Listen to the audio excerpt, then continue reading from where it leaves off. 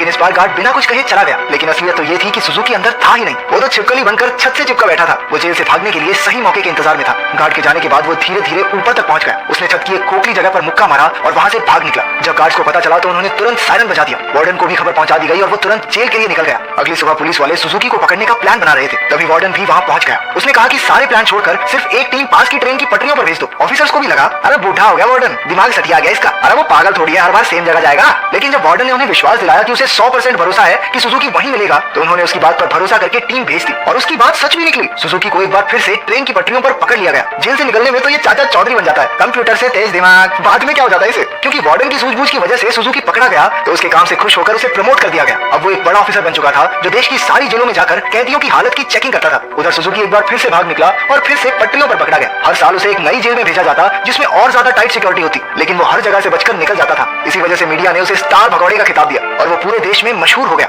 12 साल बाद उसे सेंट्रल जेल में लाया गया। यहाँ वो कड़ी सिक्योरिटी में था क्योंकि 10 गार्ड सिर्फ उसी पर निगरानी रखने के लिए खड़े थे। उसका कमरा भी पूरी तरह सीमेंट से बना था और दरवाजे पर कई ताले थे। ये वही आइसोलेशन सेल है जो हमने कहानी की शुरुआत में देखा था। गार्ड्स के जाने के बाद सुजुकी ने चारों ओर नजर दौड़ाई। वो एक बार फिर से भागने की तैयारी में था। एक गार्ड ने खाना लाकर उसके सेल में रखा, लेकिन उसके जाने से पहले ही सुजुकी ने उसे पकड़कर हथकड़ी लगा दी। गार्ड ने तुरंत सीटी बजा दी जिससे कई और गार्ड्स वहां आ पहुंचे। उन्होंने मार मारकर उसकी बुरी हालत कर दी। होश आने पर सुजुकी ने दरवाजे से गार्ड्स को जाते देखा। उसके चेहरे से खून टपक कर लोहे की सलाखों पर गिर रहा था। अगली सुबह गार्ड्स ने उसकी हथकड़ियों पर कुछ और पेच कस दिए ताकि इस बार वो उन्हें खोल ना पाए। जाने से पहले वो एक बार फिर से उसके शरीर की थोड़ी मेंटेनेंस करके गए। इसी तरह सुजुकी के दिन बीत रहे थे। वो जानबूझकर गार्ड से पंगे लेता, वो उसे मारते और फिर वो अपना खून लोहे की सलाखों पर टपकाता। एक दिन गार्ड्स ने उसे इतना मारा कि उसका दांत टूटकर गिर गया, लेकिन सुजुकी ने उसे उठा लिया और उसे देखकर अजीब तरीके से मुस्कुराने लगा। ऐसा लग रहा था जैसे ये सब उसके प्लान का ही हिस्सा है। इसके बाद सुजुकी दीवार पर अपने दांत से कुछ बनाने लगा। कुछ हफ्तों बाद सुजुकी ने एक और गार्ड पर हमला कर दिया। इस बार उसे सबसे खतरनाक सजा दी गई। उन्होंने उसे एक लंबी जंजीर से बांधकर ऊपर लटका दिया। 1 साल बीत गया और सुजुकी अभी भी सजा काट रहा था। उसकी हालत बहुत बुरी हो चुकी थी। शरीर सड़ने लगा था और उसके घावों पर कीड़े पड़ चुके थे। आखिरकार उस शाम गार्ड्स ने आकर उसकी जंजीरें खोल दी।